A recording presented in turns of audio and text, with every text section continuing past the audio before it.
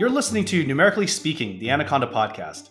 On this podcast, we'll dive into a variety of topics around data, quantitative computing, and business and entrepreneurship. We'll speak to creators of cutting-edge open source tools and look at their impact on research in every domain. We're excited to bring you insights about data, science, and the people that make it all happen. Whether you want to learn about AI, or grow your data science career, or just better understand the numbers and the computers that shape our world, Numerically Speaking is the podcast for you. Make sure to subscribe. For more resources, please visit anaconda.com. I'm your host, Peter Wang. Welcome, and I'm so excited to introduce Paco Nathan to the podcast. I'm really looking forward to this conversation. Super excited to talk about all manner of interesting and philosophical things. So Paco is really a man about town in open source and data and analytics and AI. Paco is the managing partner for Derwen, where they do a lot of open source integration now, but that is one of many things he's done in a long storied career. Paco, do you want to introduce yourself a little bit for our listeners, for those who are not familiar with you? Hi, Peter. Thank you very much. I'm so glad to be here. Okay, I guess I made the fundamental mistake against all warning by elders to take a deep dive into a subject in the 1980s when I was in grad school called artificial intelligence. And everybody was saying, wow, this isn't going to work. And there was a subcategory of it that people especially said, oh, this is a complete waste. And of course, I dove into that for a number of years, which we now know as neural networks. So I had this odd background of AI, and before that, my undergrad had been interdisciplinary in data analytics, oddly enough, and nobody cared. And so for a long time, I worked as a network engineer. I worked on network security, telecom, but then eventually data science took off, distributed systems in the cloud took off. I was one of the guinea pigs when AWS launched. So I got to lead some teams who tried out new services and whatnot. And anyway, it's been a long career, but still going. Yeah, and we're going to draw many of the learnings from that career as we go through the conversation today. Before this, and before we sort of talked about you coming on the podcast, I was doing. So some of our listeners may know or may have seen some of the talks I've given around what I've seen recently happen in open source. And certainly the open source foundations for modern numerical computing, for what we call AI and machine learning, all these open tools created by a collaboration, really a stone soup, right, kind of style of collaborations among many people to build now what is the cutting edge state of the art for humanity kind of software for doing all these really great things. And so I was really starting to nerd out on open source in this way, thinking about the fundamental economics of it, people trying to build companies around open source, or big companies taking open source but not doing much to sustain it, right? And I was thinking, and in doing all this thinking and doing these kinds of talks, I came across some writings of yours. And so I was thinking today that we could talk about some of the thoughts on the so-called Moloch, right, of capitalism. Is open source compatible with this? What is the future of software as software by itself commoditizes and cybernetic systems become the thing that are really the alpha, the drivers of value and growth from a capitalistic perspective? This is the conversation I thought we'd have. And then once we started doing some of the planning, it turns out it actually gets much more interesting and more weird, right? And so I'm not even sure. I guess I'll start by putting some context around it, which is that my thinking around open source, what I love about open source, and the reason I care so much about open fundamentals for numerical computing for AI and ML, is because I believe that we are really going through a change right now as a society where we're moving to a cybernetic era. So all the drivers of growth and all the competition, all these things, people talk about data being the new oil. And I kind of see why they say that, but I kind of don't agree with that statement. I think prediction is the new alpha, right? It always has been, but more and more, it's the ability to do better sense making, to see something happening, take that insight and turn it into a differentiated action.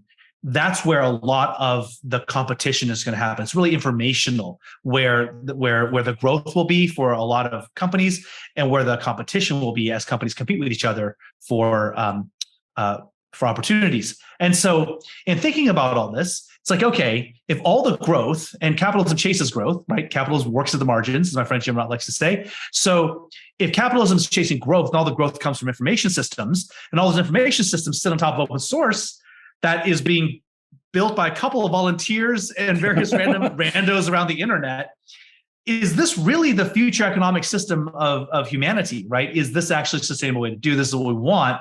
So that's kind of how I got into all this thinking. And then realizing that, okay, we actually need to lay down the ethos of open source and the values of open source collaborations need to permeate the new kinds of companies we build. And so my co-founder Travis has talked a lot about, in fact, he has a whole thing that he does with his VC. He actually has put a VC fund together, and he tries to get companies that use open source to commit 1% of their equity. He calls it fair OSS, right? To actually let the open source software ecosystem benefit from the upside of the things they're building. So things like this really got me thinking about the future of companies, the future of corporations, cooperatives. It could be cooperatives. Cooperatives is a big thing in the 70s. Not as big of a deal now, but why not, right? So all of this stuff got me thinking about these things. And so maybe we should go all the way back. And Paco, you could tell us the very beginnings of modern human collaboration. What does that look like? And what was the motivation for that? And what fundamentally changed? Well, where I picked up was looking at just how strange corporate law is, and the practice of having a publicly held corporation. They perpetuate even beyond the people who started them. There are corporations now that are over 400 years old, and the thing is, what they do is they tend to externalize risk, and they sort of collect wealth, and they have this kind of operational boundary around them. And when you start to describe it, it acts a lot like a living cell, and that was the thing that really kind of tipped me off. There was an attorney. I had a bookstore in Austin. I know you're in Austin. I lived there for 20 years. I had this weird bookstore that I started called Fringeware, and we had a lot of zines and small press and performance art and whatnot. There was an attorney hanging around. This was like early days of EFF. Mm-hmm. There was an attorney hanging around, and he had this thought experiment, like, what if we created a chatbot? Because we had a chatbot for our system. What if we created a chatbot and created a corporation that only owned that bot, and then somehow get the bot on the board of directors and have everybody else resign? What if you actually had like some sort of automated system that owned itself? Where can we go from there? And these ideas were going around, I think, as we were sort of launching into recognition of what was happening with the internet and cyberpunk culture and all this. And so I did a real deep dive into a lot of like economic history of where do corporations come from. And to your point, if you look back into the late 1500s, early 1600s, like around 1601, I think is when Queen Elizabeth I signed what was called the Insurance Act. It established this basis for having a corporation, and it was followed up by, you've seen the history of like the British East India Company, the one that predated the famous Dutch East India Company. Before then, if you had a venture, if you were like going to set sail from England and do some sort of a business venture, if you lost everything, like you lost a ship, not only would you go bankrupt, but you go to jail, and your family would go to jail. There was this thing called debtor's prison. And so by establishing insurance as a practice, we could actually do capital ventures without putting someone's entire family at risk of going to prison. And this was a phenomenal shift in thinking. And I mean, one of the things that came out of it was Lloyd's of London. They were basically people hanging around a coffee house in London, and they took advantage of writing some insurance notes, and look where it led. But I mean, you follow this trajectory, and it comes across over the Atlantic into the Americas. You see practice of corporations in the Americas. In fact, the Massachusetts Bay Company was one of the examples. That's right. A public company. And then you see it in the 1800s, late 1800s, 19th century. In the U.S., there was a very famous court case of Southern Pacific Railroad versus Santa Clara County. Something that was done in basically, it was the establishing of this notion of like corporate personhood. And if you read about Citizens United and all that, that happened back in the late 1800s. And so when you really dig into some of the theory behind this, it gets pretty weird. I mean, even the stuff that's written in the law is relatively strange prose if you were to read it that way. And I think there's some really fantastic people in this area.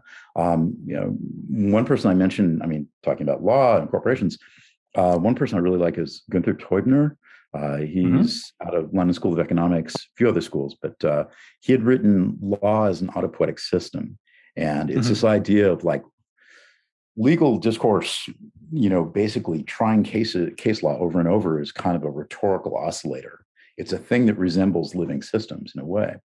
And if you dig back into it, this idea of autopoiesis comes from, and the people who really pushed it were one of my heroes, Alberto Maturana and Francisco Varela.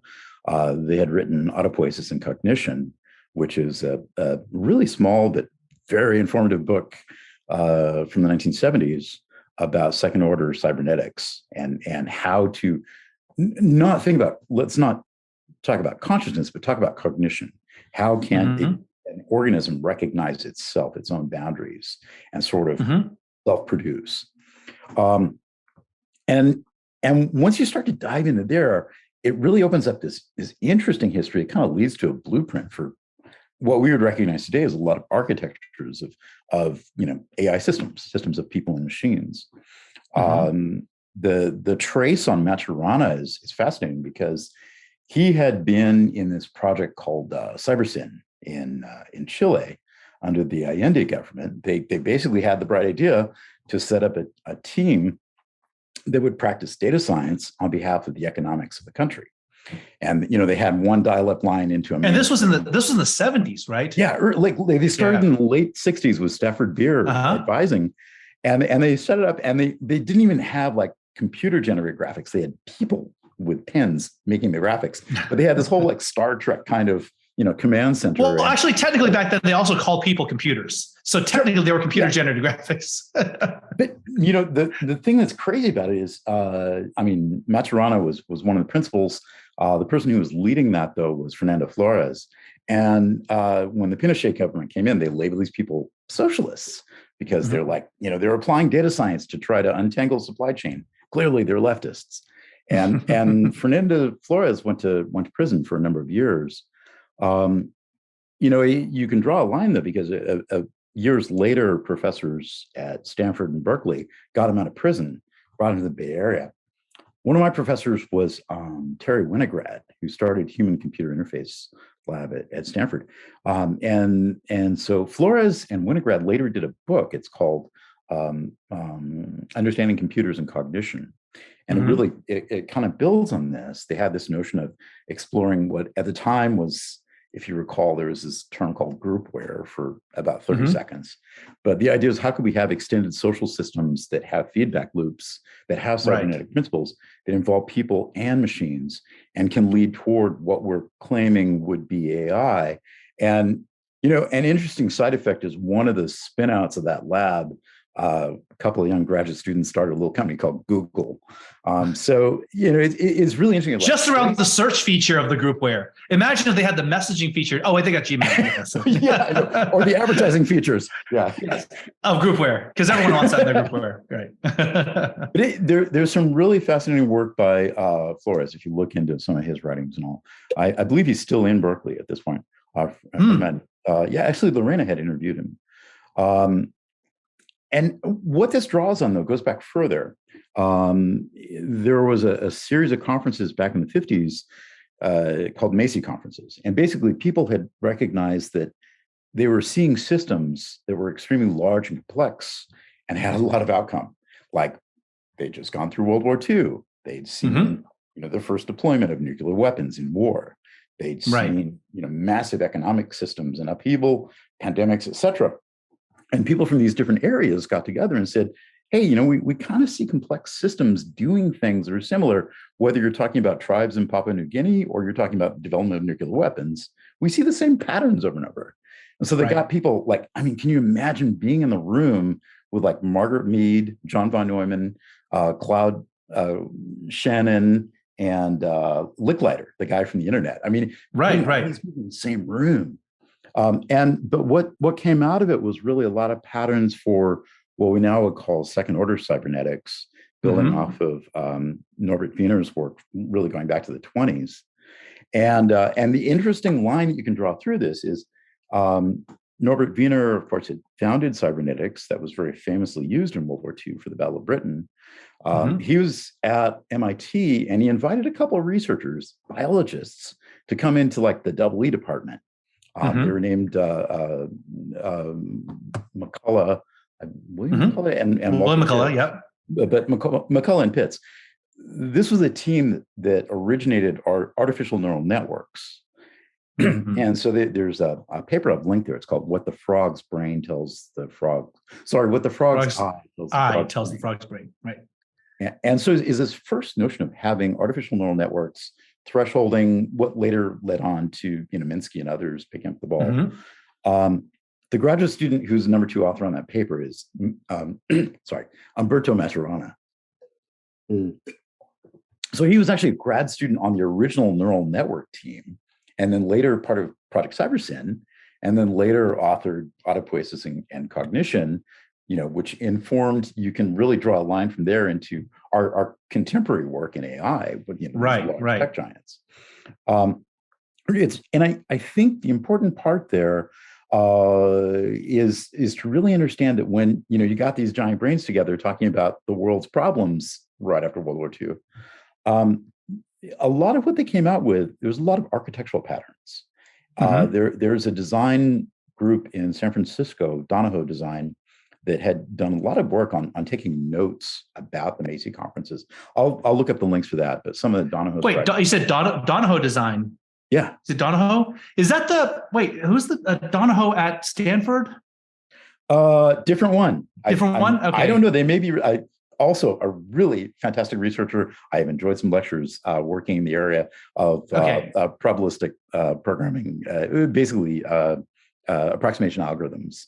Donahoe's done some pretty cool stuff. Yeah, well, actually, David Donahoe, his brother, I think, Andrew Donahoe, is here in Austin. Oh, dear brothers? I know. Andrew's a friend. I didn't realize. I just said on this podcast. I thought that they were brothers.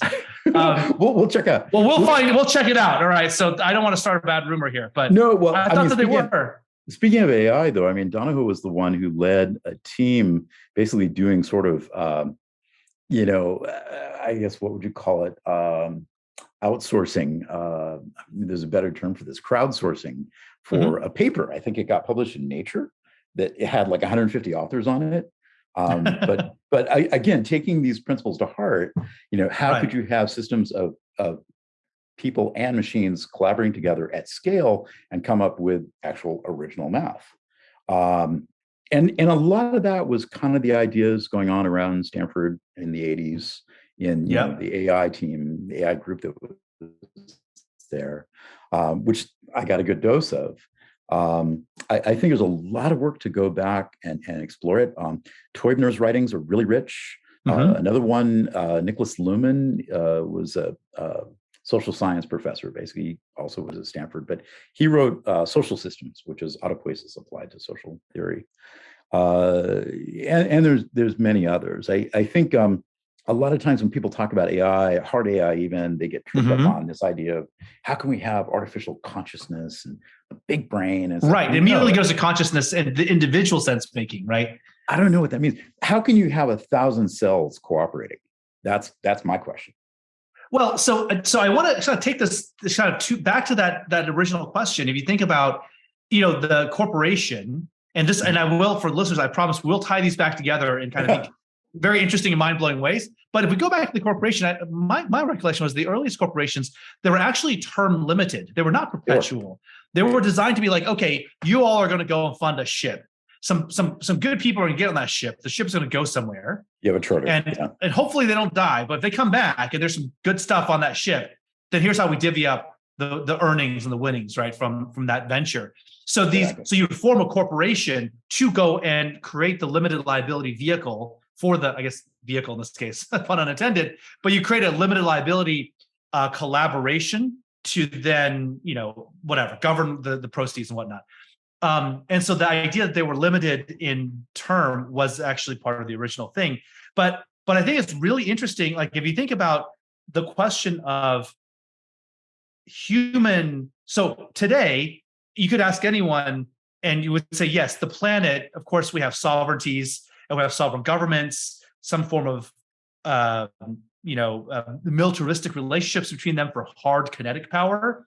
But the vast majority of the day-to-day stuff that people deal with actually comes from the movement of resources and capital and all these things that happen through the vehicle of the corporation. The modern corporation, that is actually the structure of human collaboration that governs the vast majority of our daily lives, at least here in the developed world, let's say, right? And so in that case, what, when you think about it from that lens, you say, well, we could live, if we lived in a war-torn country, then it would be the local warlords and the kinetic power wielded by their machine guns and whatever that govern our daily lives. But in not war-torn countries, we're governed by laws, but those laws are generally funded, let's say, strongly written, ghostwritten by corporate interests, and really we're employed by corporations. So the vehicle of the corporation, the structure, the principles behind it, that is really how we play the game of living human life in a mostly peaceful world. But it really it was designed and originated to solve a particular human collaboration problem. Namely, specifically calling back something you said, the allocation of risk. And it's actually deeply unnatural in a sense, right? The queen herself had to authorize this idea that a bunch of people could get together, kill off another person, an unrelated third party, and then not any of them be held accountable for it, right? That's kind of weird. It's sort of like we have laws against, negligent homicide. If I accidentally get you killed, I'm responsible. But if me and my friends get together and we sign a document, suddenly, no, none of us are responsible. You did your thing. We all make money if it goes well, but if something bad happens, it's not on us, right? Yeah. That's a really weird thing. Like you wouldn't think about if you try to go to a fishing village 5,000 years ago on the side of some river and try to sell this idea to them, it probably wouldn't fly, right? And yet now it's the way all of it happens. It's the way we pollute the oceans and the atmosphere and the soil. It's the way that we do all manner of things, right? Where we privatize the earnings, the upside, and we sort of externalize all the downside. And this arbitrage, in a sense, has been exploited almost, I think, to its very end at this point. I think we must be at the end of this game, right? Yeah, no, I mean, it's really interesting insight there too that you have. I mean, if you look at the history of long-standing companies that have far outlived whatever their original charter was, they perpetuate now. I mean, none of the original founders are alive. Their grandkids aren't even alive. If you look at these, almost all of them started in trade and commerce, hard commerce, and then navigated toward finance. And so there's this shift of financialization. Almost all of the old corporations became almost purely financial companies. Right. And so that's one trajectory that and maybe it's just an artifact of like, if you started 400 years ago and you're still around, maybe there's a selection process that the financial ones were the ones who weathered the storm. But I've got something that, to me, it's mind-blowing. Right after 9/11, I had reason to do a road trip from Austin to Las Vegas and back. And I was stopping about partway through, actually about halfway through, still in Texas. For those who don't know Texas geography, it's a very big state. But it's very large. I stopped off about halfway in Pecos, and I'd read a little bit about history of Pecos, and I looked around, and I had this startling realization. When you look at Pecos, it's a really remote place. I mean, it's in the middle of the desert. It's actually really hard to live there unless you have external support. It's because of going back to risks that we talked about. And so if you look at, there's this one intersection. It's where the Pony Express Ford was across the river. And if you look, it's like, this is where, when there was nothing but people on horses, they came here. And then slightly beyond that, they built the train tracks. And so there's the railroad crossing, right, that goes just a little bit beyond that. And then you go back a little bit beyond there, it's like, well, there's all of a telecom, like the central office is right there. And a little bit further, there's like a whole bunch of gas stations. It's like there's these geological layers of what was built in Pecos, because the fact is, unless you had deep pockets, you weren't even getting close to Pecos. And to have something sustained there, it meant it was a large civilization moving force. And at the time, Pony Express was a big deal. The railroads were king for a long time economically. Following that, telecom came out. Also, I talked about gas stations. Standard Oil was kind of a big deal for a while there. You keep going further and further out, you get to like Walmart, right? I mean, and at the time that I was doing this research, AT&T and Walmart were two of the largest firms. Right. And so it really struck me that unless you have sufficient resources to project power and get rid of the risk in a place like Pecos, you really, you're not really a big player. So when you can look at those remote places, you can almost see like this geological layer of who's been the top dog over the centuries. And of course, the sad commentary is across the freeway, across from Walmart, they have a private prison. And I hope that that's not the trajectory. But it does go to your point about, how do you externalize risk? How can you really make changes in the world? And over the years, it's changed hands, but the form has stayed the same. I mean, well, yeah, and it's the since you're talking about this, there's two things. First of all, I actually did end up driving through Pecos not too long ago. Really, it's an interesting little place. Yeah, it's in West Texas. There's a lot of it's. I love it. There's a Almost lot of land there, but going through Pecos, and for anyone of our listeners who might be listening to this in Pecos or en route through Pecos, there's no shade. I don't think Paco is saying Pecos is so remote and so in the middle of nowhere that if you've made it in Pecos, then you must have made it everywhere else, which I think is kind of what you're saying. Yeah. But I thought you were going to make a different point with that actually about something else, but more of a guns, germ, steel kind of thing. But anyway, all that stuff about there is a thing about like the infrastructure and the reach of the infrastructure and almost the utility of being ubiquitous is itself. It's again that thing of like quantity has a quality all of its own. Ubiquitousness is a value all of its own, right? So there's something there. But the thing you're talking about, groupware and financialization, I think is very interesting. And this kind of touches a little bit on some of the cybernetic aspects of this, which is, okay, if you're in the 1600s, East Indies company of some sort or the other, number one, you have to settle risk and you have to figure out insurance and things like this. And it's great if the queen gives you a cover to say, yeah, don't worry about if people die. It's not your problem, right? But the second thing that you also need is from an accountancy perspective, you need to track, well, you just have to have an accurate ledger. And you need to build essentially the intersubjective trust among other players that you do keep an accurate ledger, right? And so it's actually, I guess what I'm trying to go with this is to say that as a vessel of internally coherent memory about not everything in the world, but memory about some very important things, which is who paid how much and who gets how much, right? At the very least, your coherence zone about that particular set of intersubjective truth. And so financialization being where they end up could be a consequence of, and tell me what you think about this, maybe financialization is actually the most durable implementation of groupware in a physically violent and unknown world at the time.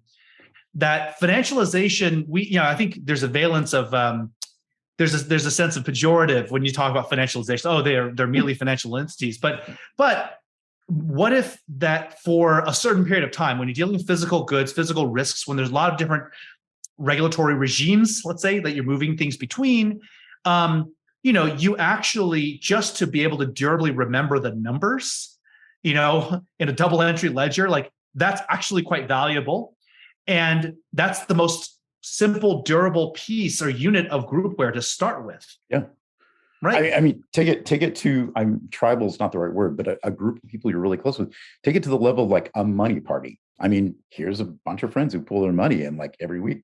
Somebody gets to go and use it. I mean, that is just it, and it changes the world. And if we look back in human record, what's the earliest writing? I mean, we have cuneiform on clay tablets. That's right. No, the Sumerian tablets were tracking, right? How many sheep and how many exactly chickens and things like that. Right. Yeah. The evolution of human written language. But it's very well. There was that, and also tracking floods and tracking the seasons, right? When it's planting, when it's harvesting, and so and to some extent, if we take this to the next, if we take one step forward from this to say, okay, at least it has some kind of memory, right? There's a memory here in this entity of human collaboration, right? Because it's all human collaboration. We make the rules. We decide we're a corporation. We decide we're not, whatever, right? So people are deciding they're going to do this corporation thing. And at which point, as you talk about the fact that they're perpetual and durable, people can flow through them. In a sense, as a ship of Theseus, we created a ship of Theseus construct. If we talk about autopoiesis and we talk about there's something emerging from this, or it having cognition and even agency beyond the aggregate agency of the individuals that comprise it, right? Because this is really the question of emergence, is when does the whole become bigger than the mere sum of the parts? So when a corporation emerges these additional properties, some of it are regulatory. We endow with the ability to have insurance or to externalize its whatever bad things. Yeah. But there's something else. It's able to remember things. It's able to remember things. It's able to act through people. What are the other things that start happening where you could argue that there is an autopoietic sense of this system? Well, I mean, this is something where some of the cyberpunk authors are really on this vibe. They always have a name. They always have a brand. They always have a visual depiction. Yes. It goes back to some Greek concepts of rhetoric, really ancient rhetoric, where to express an idea, you had to have a sound, a shape, a word.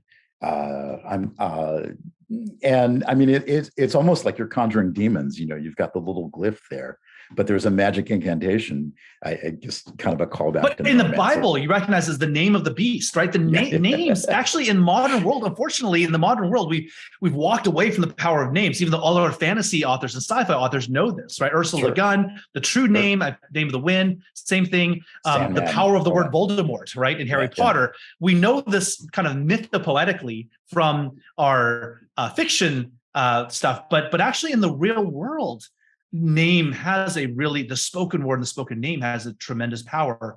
Sure. And brands take advantage of this. Companies, you're right, they have a name and a brand, right? There's a glyph. There's always a glyph. There's always a word version of it. There's always like a service mark, some kind of. Those are a little bit more mutable. Right. So I mean, the service marks come and go, but they're definitely. I mean, like you remember some of them. Like we bring good things to life. Yeah. So you have these, and again, they really touch on our notions of striving for immortality. All the stories, all the fictional depictions of striving, whether you're talking about, getting 3 wishes from a genie, it comes back to a lot of these same kinds of representations that we see now in our constitutional law, right? Well, maybe not constitutional, but effectively U.S. code. So I think there's a lot to learn there, though. Again, going back to AI, because we want to build automated systems. And I am not the kind of person who thinks that, it'll just be automated systems running around playing Terminator. It's more a matter of like I say, Groupware, systems of people and machines, teams of systems. I believe that right now, the way that we run companies is exactly that. Systems of people and machines together. And that's been a lot of my thesis about work in data science. And how can we push this further? I think that if you look at someone like Fernando Flores and what they were doing, it was brilliant in 1970. The thing is, I find it almost indistinguishable of how they were applying data science to government and commerce from what, say, Ray Dalio did. I mean, from what hedge funds do. I mean, how are these different? Well, I made this argument even as I founded Anaconda. One of the things I realized that we were at the tipping point for the adoption of Python more broadly in the world was because we were starting to get brought into finance companies. And finance companies, the big ones, the big investment banks, they spend more money on IT. They have infinite money to spend on IT. And their people were picking up and using Python. And then you go to hedge funds, which also can invest tremendously in whatever they want from a computational standpoint, and they're picking up Python. And so it's like, well, hold on. If the people in the world who care the most about prediction, for whom actionable insights immediately tie directly to profit and revenue, and who can spend money getting the best in breed of whatever's available in industry, they're choosing Python, right? If that industry, if it's good enough for hedge funds, it's probably good enough for everyone else. And then as I got into this more and more, and a thing I started saying was, really, I think I've been on other podcasts where I've said this too, that I think in our cybernetic future, every single company has to see itself as essentially the same way as a hedge fund does. Every single company is a hedge fund, right? Sure. And not in the sense that they're sitting there trying to, arbitrage the markets and end the day with zero risk. It's more about the fact that they have to see themselves as prediction engines that are tied to a certain amount of existing capital and land and leases and equipment and obligations and AR and AP and all this other stuff. There's all this stuff, but at the end of the day, what is this giant blob of this human collaboration that is this company? Well, it has to have a position on the market. It has to actually make a prediction about what it thinks. It goes very much to the Norbert Wiener and the OODA loop from exactly Air Force, whatever it is. Yeah. You must have a theory of change. You must have a theory of action. You must have actually cognitive facility that gives you a prediction. You call a shot. You make the shot. And the sad truth is, based on what I've seen in my consulting and talking to lots of other peers who work in companies, most companies today don't actually run in this manner at all. They spend a lot in technology. They spend so much money on technology and software and IT services. But at the end of the day, they mostly see themselves as industrial era, physical transmutation or energy transformation kinds of things. They're not really cognition engines. But I feel, for me, this seemed like an obvious thing when I first came up with this like 10 years ago. But I feel like now the more I talk about, the more I look out in the world, I'm kind of weird to see the world this way. But I feel like the world we're coming into will rapidly convert and transform into only being inhabited by entities. Like the entities with agency, the entity making all the money, are going to be entities that see themselves fundamentally as thinking cognition collaboratives first. Yeah, there right? was. I love where you're going on that. There was some work that Ben Lorick and I did, I guess probably 2018-ish. It was interesting because we were trying to see, for companies that are adopting AI, what's the contrast between firms that are really making a lot of progress and doubling down on their investments in data and machine learning, but using it, as you're saying, not just because they want the data to worship, but because they're building up a contingency plan. So they're kind of like these reinforcement learning engines. Right. What's the contrast between those companies and the companies that just aren't even started yet? I mean, they're lucky right. they people query. And so what separates them? And it almost always comes back to the top, where it's like the leadership just doesn't want to hear about it. They're like, right. AI, no, sweep it under the rug. I'm going to retire before that's the deal. So I don't even want to bother. People are using probabilistic risk-based system. I don't want to hear the word risk. Just don't even come to me with this. And so we started looking at that, and we noticed that McKinsey was doing a big study, McKinsey Global Institute, Michael Chewy, and it was leading this idea that there's really kind of like a peloton breaking away from a whole bunch of other companies. Yeah, a lot of companies are just like mired in tech debt. They're not going anywhere. And then there's this like peloton that's saying, you know what, good luck with that, but we're doing something very different. And McKinsey kind of came out along similar lines. There was also an HBR study similar too that said, we're going to reach a breaking point.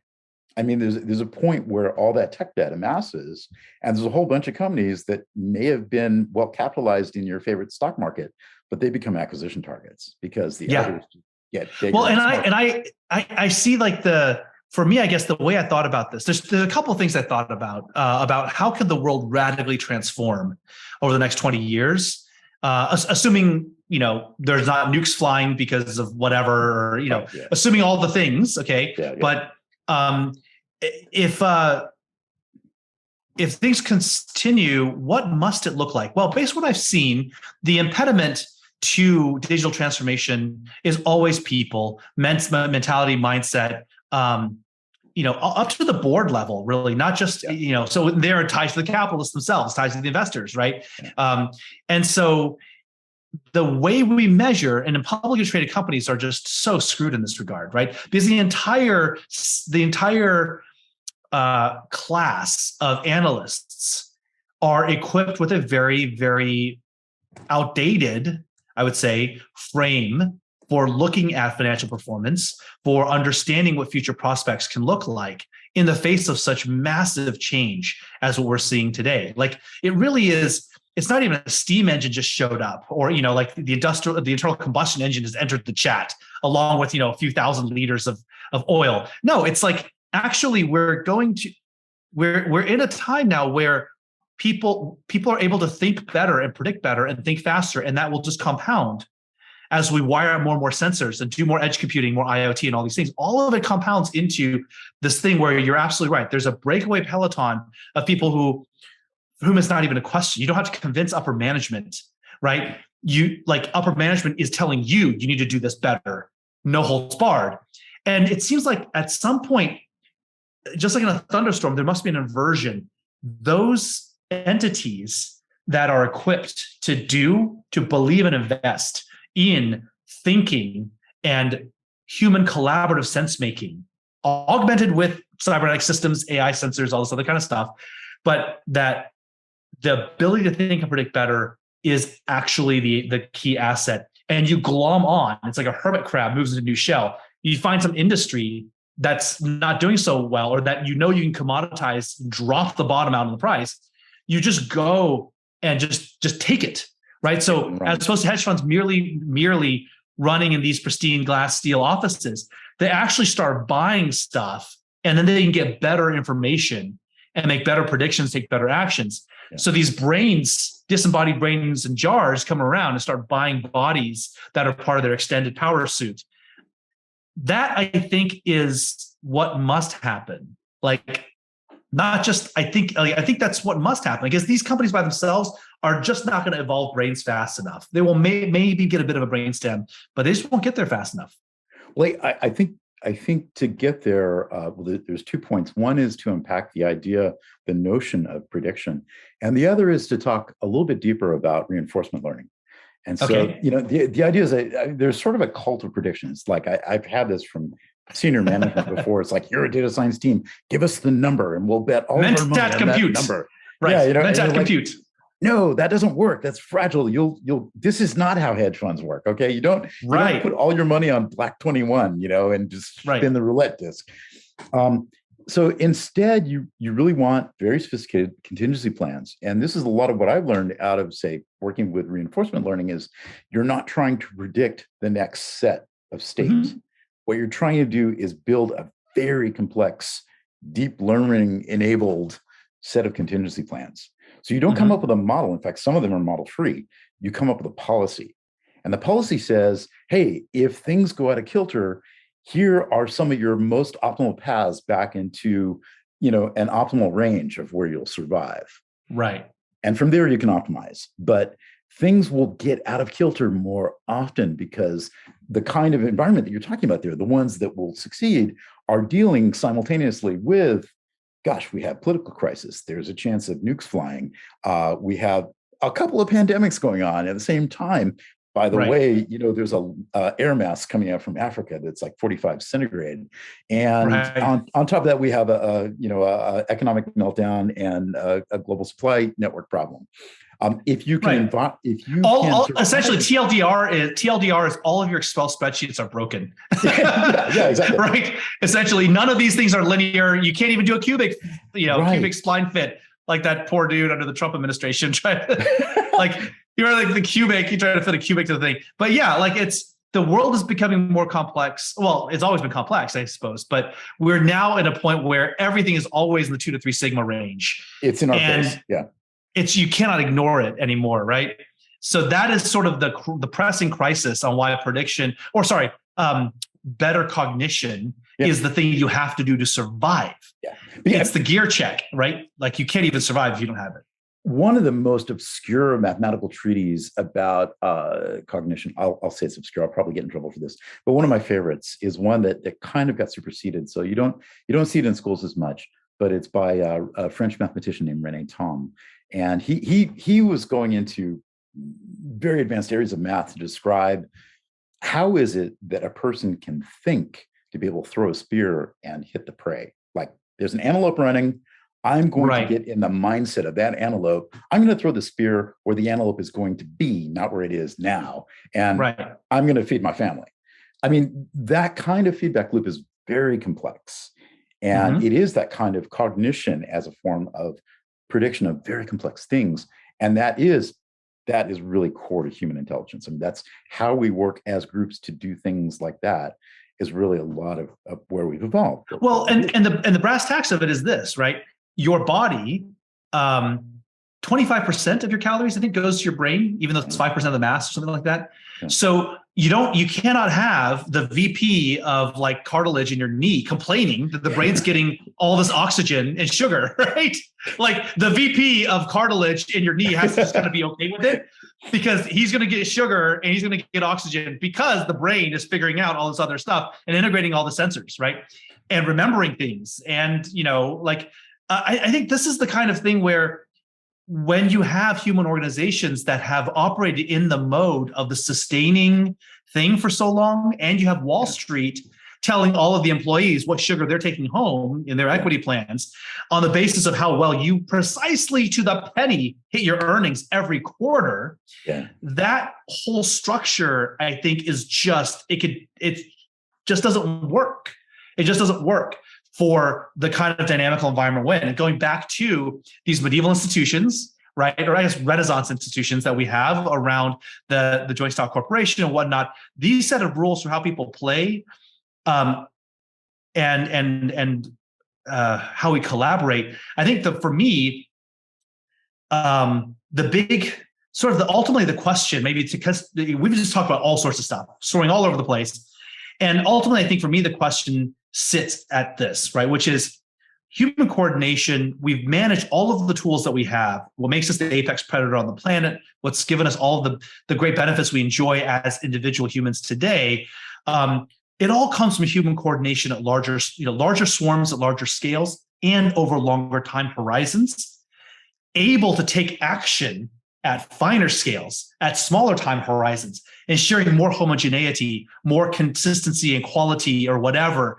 Like it's sort of this two-folded innovation we've done: more humans, more collaboration. Whether it's things like the idea of currency, right, to allow human coordination across over the horizon beyond even cultural barriers. All of it at the same time, we've gotten better and better science, better and better ability to make predictions at fine scales, and also then build things that have quality down to nanometer scale.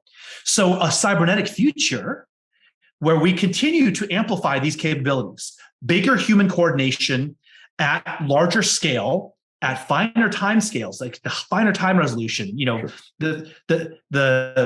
The 15-minute fame just became the 5-minute, became the 15-second trending viral video. Yeah. That's not just trending for the town that was played on the local AM radio station, but you can have 15 seconds of fame across 1 billion people on TikTok. Right? TikTok, exactly, yeah. Right. And so a cybernetic future amplifies all of these things: bigger horizons, bigger scale of coordination, bigger sort of coherence, but over shorter time scales. We can do that now. So for the future of human systems living in information age, right, in light of capitalism seeking maximization of all these things, what does a durable collaboration look like? An intentional one where we are actually in the driver's seat saying, we want our value. Here's the values we're trying to manifest and live by. How do we harness all this capability to meet those values? Not how must we walk away from our values just to survive, being thrashed around in a technological environment that's beyond any of our ability to reckon. Literally the word reckon, right? We can't even reckon how any of this stuff works. So that's the question, I think, that we have to really stare at. I agree. I think, from my perspective, for what it's worth, I think you've really touched on it already. You're using the word reckon. I think the core of human intelligence that we've seen over the millennia is really about language, and this idea of making language more precise or more durable, or able to act at a wider or longer span. Our notions of what we can do with nanotech these days are essentially a form of language, of how we've gone from using bones and sticks and whatnot to actually being able to manipulate molecules. And I think that as we have encountered these horizons of, God, this is just too complex, I don't know how to deal with it, but we've adapted and evolved new language and to be able to manipulate. And so I think that's a lot of the horizon we're contending with now. We don't really have a way to describe memes traveling through global media, other than calling it fake news. We don't really, I mean, we can say memes or fake news. We don't really have a good language the way that, say, I spent a lot of time in Spain, and I mean, I love seafood, and the way that they can describe seafood, or the way they can describe, like if you go to Peru and they can describe corn or potatoes, and they have, thousands of varieties. We don't have that yet for how to really live in global media. I think we have to. And that's part of a crisis that we're facing now. And I think it will be our language that evolves first. I think that that's definitely been the case. We're talking about corporations over the last 400 years. That's what evolved. It was the legal language, these special incantations to allow it to happen across groups of people over, decades or centuries. We had to evolve the language. And I think that that's a lot of the real artifact of science over time. Yeah. Is that we can learn and we can express. Yeah, it's wow, there's a lot. I was not expecting that answer. A lot to contemplate there. You're right in the sense that these durable systems require us to speak a different language. Well, I mean, religion, right, required us to learn different kinds of languages. Exactly. But these kinds of human collaborations require different kinds of languages. These linguistic ends. what's the quote? What's wrong? These violent delights. Well, me with violent. So, but there's something around. Well, okay, not to go down another rabbit hole with language and Julian James and all that. I can pop back up. I mean, if you looking into the corporate metabolism writings, that was what we're calling it, was linguistic domain. And corporate metabolism. Okay, linguistic domain. Yes. Mm-hmm. Linguistic domains, we can see different domains like law. There are things that happen when you put certain words together, and they probably don't mean what you think unless you are trained as an attorney. And similarly in finance. There are magic things that happen when you put certain words together in a contract and put money behind it. There will be outcomes. And unless you really understand what's going on in that domain, you might get caught at unawares. This also happens in marketing and advertising. And so we see it wherever there is some kind of communication. We see these different types of domains emerge. They have specialized language.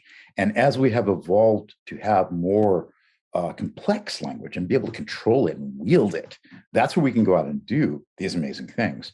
And until then, we're just kind of floundering around like, somebody with a stick looking at a mastodon. I could talk about this for hours with you, and we should obviously have a follow-up episode. Okay, great. We are coming to the end of this one, but I want to end with a really interesting, provocative, and maybe deeply unsatisfying question, which is that, earlier you said a very interesting word. You said in the application of predictions and all these things, you have some kinds of reinforcement learning systems that are model free, right? Now, model free is a very interesting term. There's always a model there. You just, maybe the explainability is zero. But is there something here? Because this linguistic idea is new to me in this context of what we're talking about. But I'm wondering, and especially in light of, when you look at what things like GPT-3 can do and DALL-E, I've been playing with DALL-E a little bit, absolutely fascinating. The first innovation for humans, one could argue, I mean, we were born with thumbs, but humans as a species, our great power is language. Language is just audio or oral telepathy, but it's actually telepathy of a sort, right? Of sort, and so the fact that we're able to be telepathic with each other and coordinate is like, if you're an alien or if you're a prey and animal and you have these humans basically coordinating magically, you don't even know. You're totally screwed, right? Humans are actually incredibly dangerous because we can do this. That's our efficacy and our power. But what you're saying is something very interesting. What if it turns out that the ultimate ends of all of this is we build systems, our only way to collaborate with each other in an environment that's so rich and complex is each of us has to have our own translator, our own envoy that makes this other incomprehensible world comprehensible just to us. And it's almost like the mathematical dual of the Tower of Babel curse, which is actually humanity ascendant in the future, is that we actually are incomprehensible to each other, Sure. We actually can only become comprehensible to each other through the mediation of cybernetic systems that then in degrees are able to increase the scope and complexity of what's being expressed. And then to translate it back to us, they turn it into embodied experiences and essentially the memes we understand, right? Because if we become too comprehensible to each other, if our brains become so homogenized that we are able to absorb whatever random pop culture is broadcast, that also, then we are also, we're treading water at the top of the ocean, right? So that's I had not actually contemplated that as a potential positive and not dystopian end. We grow up accompanied by essentially a benevolent tutor or companion who helps us make sense of the world, meets us where we are, gives us the language, gives us the experiences to understand more and more richly and deeper and empathize with other people. And that is our companion. That's our bridge to the world. It's also weird in a way because, of course, I really love human personal connection and all the natural physical empathy that comes from being able to be there with people. But on the other hand, I hadn't really thought about this as a potential way it could go. Weird, dude. Well, what do you think about that? Sorry, I love it. I mean, I hadn't put together the idea of like a mathematical dual or a contrapositive or so, say, Tower of Babel. But the idea out of science fiction would be, say, a transom. I think like Ursula Le Guin and others really had this idea of transom to describe what you're articulating there was this idea that, it acts as an intermediary, but it's a device of language. And I love playing with DALL-E Mini just as a way of expression, but when you start to see these models that can do multimodal, multiple senses that are learned and generated, and when you start to understand, well, what if it wasn't just text and visual? What if we also had auditory and some vibrations? It was music. It was a story. I mean, the thing is, like, the thing you could build is these are really automated, again, to the point about like prediction and all this stuff. Forget the prediction. If these were just empathy bridges. So you see someone and you don't understand what they're trying to say or why they feel the way they feel. And the empathy bridge comes in and paints a picture of, well, here is why they feel this way, or here's where they're trying to come from. And it builds that bridge. One can imagine building some systems that can achieve, 70% fidelity and something like this on certain narrow topics today. But in the future, we could absolutely have a thing where it's just tell me a story, right? Tell me why I should care about this. Tell me why I feel this way about that, but why does that person feel that way about that? And, I mean, I don't think that this is far out science fiction. I think this is. I don't think it is either. Look at Google. Look at the history of Google Translate. I mean, they crossed thresholds in 2005, and here we are 17 years later. I mean, it's really good. It's really amazingly good. And you can use it to travel, right? I mean, it's enabling things that wouldn't have been possible before. I think we're kind of there. I mean, one of the empathy engines that we all tend to experience are films. It's like you go and you see a film. That's right. Like, I'm going to think differently about stuff. And like, this person means something different to me now. One of the things I found really fascinating about DALL-E was one of the initial areas to report a lot of uptick and usage was in filmmaking, because they can cut down the time of storyboards. So from like writers, like having you and I talking on a podcast, and it's like, no, we've actually got storyboards. We took our quotes, we ran them through DALL-E. We got a series, we got a sequence we're going to start to shoot next week. I mean, I think that you close the loop on having that kind of reinforcement learning meets empathy engine, and until you've got it as like a Google Translate on your phone. And that's probably the weirdest thing I'm going to say today, but I think we're there. But that's maybe this is how we get across the 1,000 plateaus. This is how we get across the hyper individualized, I would say, so much of the consumption and so much of the spectation and everything around the westernized experience in general is so individualized, and it's feeding the id, creating narcissism. This is maybe our way through that, right?